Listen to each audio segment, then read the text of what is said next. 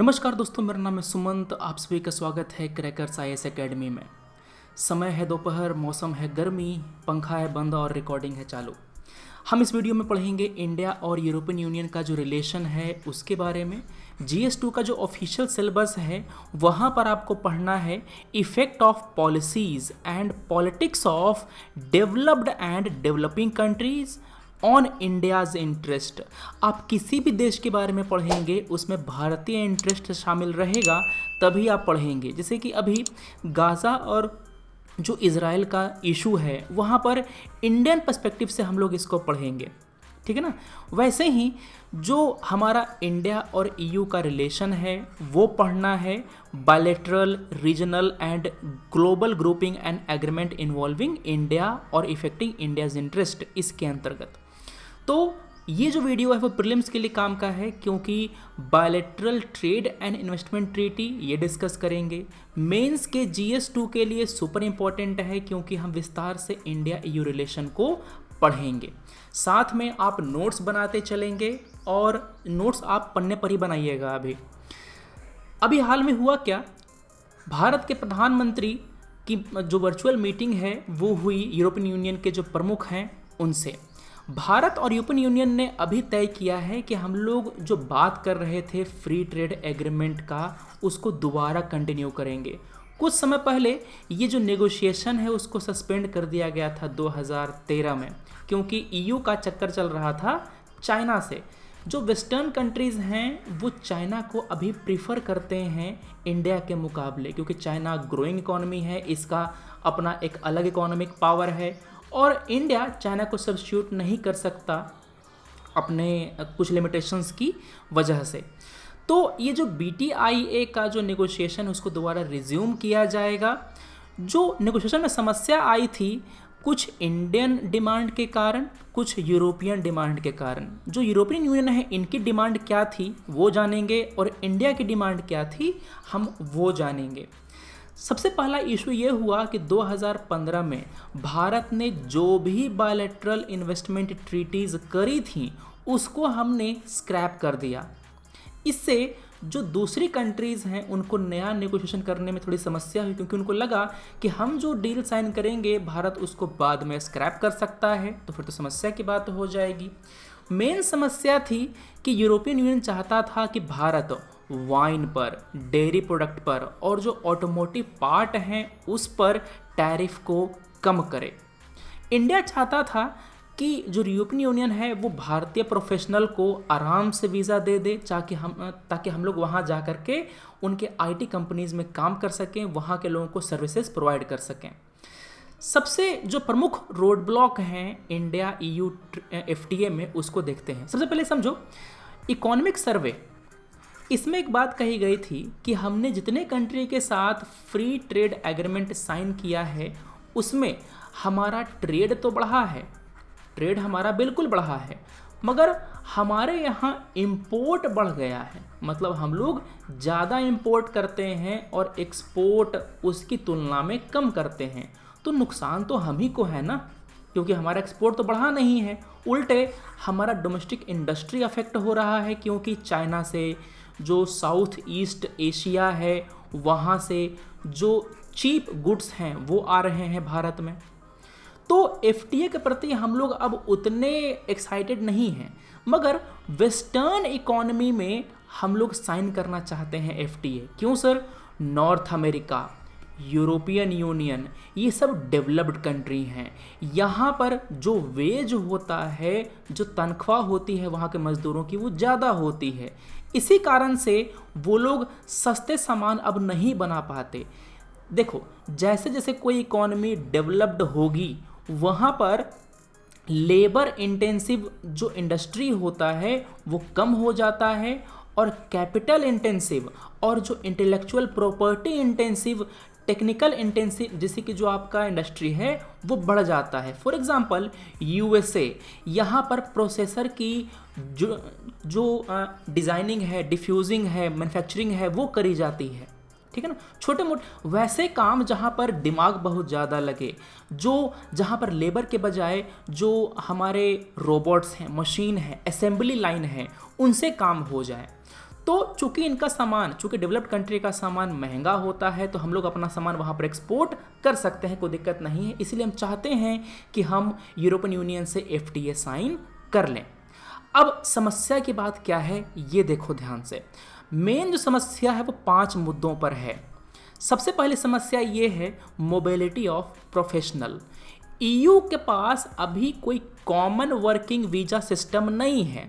मतलब कि भारत का कोई इंजीनियर अगर जा कर के यूरोपियन यूनियन का कंट्री में अगर काम करना चाहता है तो वहाँ पर समस्या होती है, फ्री मूवमेंट हम लोगों को नहीं मिलता। तो भारत ये डिमांड करता है कि जो प्रोफेशनल हैं उनको सारे यूरोपियन यूनियन नेशन में फ्री मूवमेंट दिया जाए ताकि वो किसी भी कंट्री में जा कर के काम कर सकेंगे। अब देखो इससे होगा क्या, इससे हम सर्विस एक्सपोर्ट कर पाएंगे। हमारे यहाँ भले ही मैन्युफैक्चरिंग इंडस्ट्री उतना डेवलप्ड नहीं है, मगर हमारे यहाँ सर्विस प्रोवाइडर ढेर सारे हैं। हमारे यहाँ बहुत ही स्किल्ड इंजीनियर्स हैं, हमारे यहाँ बहुत ही skilled chartered accountant, IT professional, कई सारे हमारे यहाँ टीचर्स बहुत अच्छे अच्छे हैं जो पढ़ा सकते हैं उनको इंग्लिश लैंग्वेज में। यूरोपियन यूनियन का जो मार्केट है उसको एक्सेस करना हमारा मेन पर्पस है। हम लोग उसको एक्सेस नहीं कर पाते क्योंकि यूरोपियन जो यूनियन है वो टैरिफ बैरियर के बजाय नॉन टैरिफ बैरियर का इस्तेमाल करता है। इसको हम लोग नफासत कहते हैं। क्या कहते हैं इसको? नफासत। जैसे कि मम्मी ने कहा कि ये जो भिंडी की सब्ज़ी है चाहे करेला की सब्ज़ी है वो खाओ, आप क्या बोलेंगे? नहीं नहीं टेस्ट सही नहीं है, ये है वो है, मन नहीं कर रहा, फलान ढेकान। तो इसको नफासत कहते हैं। एक बात और, कोई भी सामान आपको घर में बनता है ना, जैसे कि मान लो कि गोलगप्पा, ठेले पर का आपको खुद मजा आएगा कि अरे वाह क्या गोलगप्पा है, मज़ा आ गया। मगर वही जो आपको घर में बनेगा ना, आपको टेस्ट कम लगेगा कि अरे नहीं है, आप कुछ ही कम ही खा पाएंगे। तो जो नॉन टैरिफ बैरियर है उसमें technical regulation, phytosanitary measures, industrial standards, conformity assessment, barrier to service export, ये सभी चीज़ें आती हैं। मतलब कि वो नफासत करेंगे कि आपके सामान में ये टेक्निकल गड़बड़ियाँ हैं, आपका आम में थोड़ा ज़्यादा पेस्टिसाइड है, आपका जो सामान है वो इंडस्ट्रियल स्टैंडर्ड को सेटिस्फाई नहीं कर रहा है, हमको एसेस करने का टाइम दो। अब तुमने वहाँ पर सब्जी भेजी है, उसको अगर वो एसेस करने में ही टाइम लगा देगा, टेस्टिंग करने में ही टाइम लगा देगा, तो ख़राब हो जाएगा ना, क्योंकि वो पेरिशेबल गुड है। तो इस तरह के जो नॉन टैरिफ बैरियर हैं इनसे हमारा एक्सपोर्ट उन कंट्री में घट जाता है। इंटेलेक्चुअल प्रॉपर्टी का भी एक इशू है। यूरोपियन यूनियन ये चाहता है कि भारत में IPR रिजाइम को मजबूत किया जाए। भारत एक डेवलपिंग कंट्री है, एक वेलफेयर स्टेट है।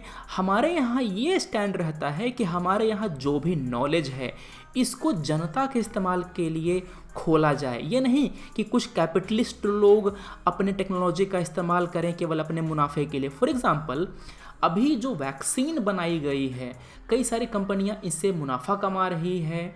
मतलब कि जैसे कि कई सारे जो गरीब कंट्री हैं ना वो उसको अफोर्ड नहीं कर पा रहे हैं।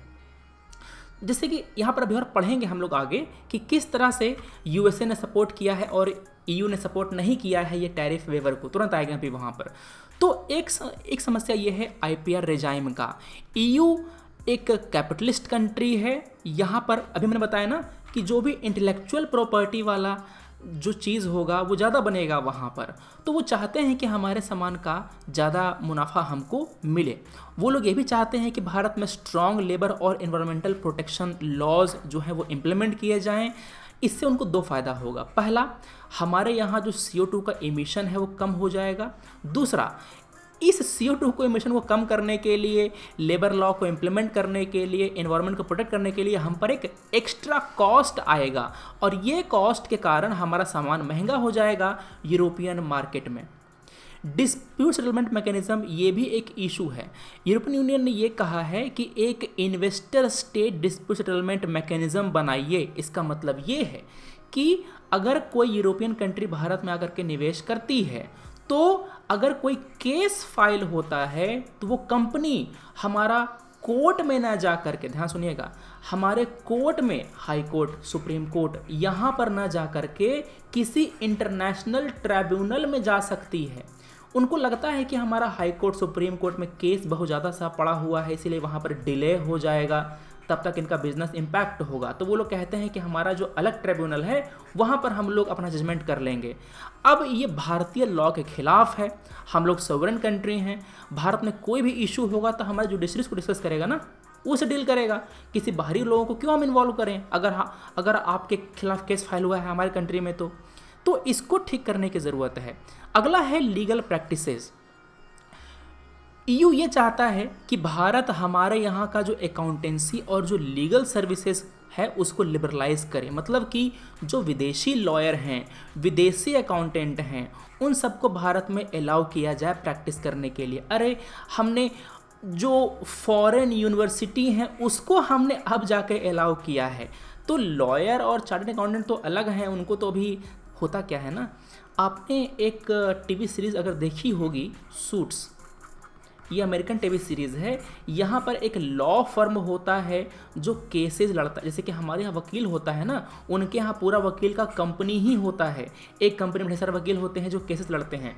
तो उस तरह का सिस्टम हमारे यहाँ लाया जाए, ये उनकी कोशिश है, ये उनका डिमांड है, ताकि यहाँ पर आकर के वो प्रॉफिट कमा सकें। कनेक्टिविटी पार्टनरशिप डॉक्यूमेंट, ये एक डॉक्यूमेंट है वो जो हाल में ही साइन किया गया है। यहाँ पर ये कहा गया है कि भारत और यूरोपियन यूनियन दोनों साथ में काम करेंगे digital, energy, transport and people to people connectivity पर। ये बोल बच्चन बोलते हैं इसको, जहाँ पर कोई भी कंक्रीट बात न कही जाए, केवल भाषणबाजी कही जाए ना, उसको बोल बच्चन कहा जाता है। देखो, अभी तक मैंने बताया कि यूरोपियन यूनियन नेगोशिएशन कर रहा था चाइना के साथ कंप्रिहेंसिव एग्रीमेंट ऑन इन्वेस्टमेंट, इस पर अब इसमें समस्या आ गई है, तो ये ईयू अब भारत की तरफ आया है। मैंने कहा था ना कि ये लोग यूरोपियन यूनियन जो है ना वो पहले चाइना को प्रेफरेंस देते हैं, उसके बाद इंडिया की ओर आते हैं। तो यहाँ पर ये एक समस्या है। एक और बात ये है कि जो वैक्सीन है, कोविड-19 का जो वैक्सीन है, इसके पेटेंट को वेव कर दिया जाए और जो दूसरे वैक्सीन मेकर हैं उनको भी दिया जाए पावर वैक्सीन को बनाने का, ताकि वैक्सीन की किल्लत ख़त्म हो जाए हमारी दुनिया में और लोगों को वैक्सीनेट किया जाए। ये डिमांड उठी है।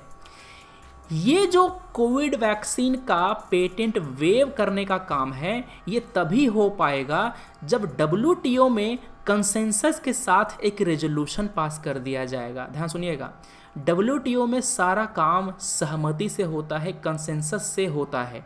अगर किसी ने अगर किसी ने अपनी सहमति नहीं दी है तो वो चीज़ वहाँ पर रुक जाती है। तो EU का सपोर्ट बहुत ज़्यादा ज़रूरी है। इंडिया तो सपोर्ट करता ही करता है, हाल में USA ने भी कहा है कि ठीक है हम पेटेंट वेवर का सपोर्ट करेंगे। भले ही USA कैपिटलिस्ट कंट्री है मगर ये सपोर्ट कर रहा है। EU यहाँ पर बदमाशी कर रहा है, वो ये कहता है कि हम सपोर्ट नहीं करेंगे, हम मुनाफा कमाएंगे वैक्सीन पर। अभी एक बात ध्यान सुनना, जो IPR है, IPR एक क्राइम कहा जाएगा अगर IPR के कारण किसी व्यक्ति की जान जाती है। अगर IPR के कारण आप वैक्सीन नहीं बना पा रहे, आप लोगों की जान नहीं बचा पा रहे, तो it is a crime against humanity. आप इसको अपने एसे में लिख सकते हैं। ये अभी मैंने एक पेपर वगैरह में देखा था, मतलब अच्छा कोट है, मैं ये कह रहा हूँ, आप इसको यूज़ कर सकते हैं। अब आता है वे फॉरवर्ड, हम क्या कर सकते हैं आगे। डायलॉग एंड डायलॉग, बातचीत कीजिए, जो डिप्लोमेटिक एफर्ट है वो लगाए। ध्यान सुनना, ये जो स्टेटमेंट है ना, ये स्टेटमेंट आप कहीं भी चेप सकते हैं, चाहे वो इंडिया EU रिलेशन हो, चाहे वो इंडिया USA रिलेशन हो, कोई भी रिलेशन हो, वहाँ पर आप ये लाइन यूज़ कर सकते हैं। India should make rigorous diplomatic effort to come to a solution to outstanding issue through dialogue. कोई भी इंडिया पाकिस्तान रिलेशन, वहाँ पर भी कह सकते हैं कि भारत डिप्लोमेटिक एफर्ट करता रहे, डायलॉग करता रहे, ताकि डायलॉग के साथ जो हमारे इश्यूज़ हैं उसको सॉल्व कर लिया जाए।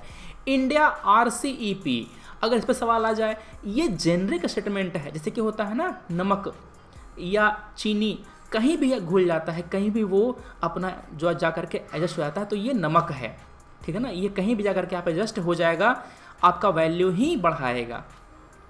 दूसरा, लॉबिंग हमारे यहाँ अभी उतना प्रोमिनेंट नहीं है, मगर वेस्टर्न कंट्री में, यूरोपियन यूनियन में, USA में, वहाँ पर लॉबिंग खूब होती है। मतलब जा करके वहाँ के जो लॉ मेकर उसको पटाते हैं, ए सर हमारे पक्ष में वोट कीजिए ना, भारत को सपोर्ट कीजिए ना अपने पार्लियामेंट में। तो वहाँ पर भारतीय डायस्पोरा को हम लोग यूज़ कर सकते हैं। वैसे किसी काम के नहीं होते उतना ज़्यादा अभी, मगर फिर भी देखो होता क्या है ना कि हम लोग दूसरी कंट्री में जा कर के वहाँ के हो जाते हैं, पूरी तरह से वहाँ के लॉयल हो जाते हैं। जैसे कि जो व्यक्ति भारत में लॉ फॉलो नहीं करता वही व्यक्ति दूसरी कंट्री में जा कर के, वेस्टर्न कंट्री में जा कर के एकदम लॉ अबाइडिंग सिटीजन बन जाएगा। मतलब कि इस तरह से एकदम सीधा बन जाएगा ना, जिस तरह से मतलब कि उसके जैसा लॉ फॉलो करने वाला कोई है ही नहीं। मेन जो चीज़ है वो है लॉ का इम्प्लीमेंटेशन। हमारे यहाँ लॉ को उतना स्ट्रिक्टली इम्प्लीमेंट नहीं किया जाता, मगर यही चीज़ वहाँ पर नहीं देखी जाती, वहाँ पर लॉ को इफेक्टिवली इम्प्लीमेंट किया जाता है। इसीलिए यही बिगड़े हुए लोग वहाँ जाकर के एकदम सुधर जाते हैं, एकदम गौ बन जाते हैं।